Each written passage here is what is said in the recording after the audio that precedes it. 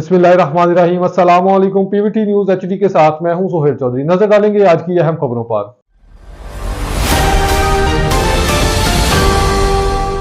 जिला कमर शहदादकोट से हमारे नुमाइंदे तहसील रिपोर्टर नवीद अली मक्सी की खबर के मुताबिक उमरकोट में क्यामत बर्पा करने वाला एक वाकया पेश आया। गुलू कपी के मुबैना तौर पर जख्मी किए गए नौजवान को शदीद खून बहने की वजह से इंतकाल कर गया। जामबाग होने वाले नौजवान का नाम इस्माइल समेजो बताया जा रहा है, जिसको शदीद जख्मी देखकर नौजवानों को फौरन लोडर गाड़ी में लेकर उमरकोट के सिविल अस्पताल ले जाया जा रहा था कि नौजवान रास्ते में ही दम तोड़ गया, जबकि वाकये का कार्ड अब तक सामने नहीं आया।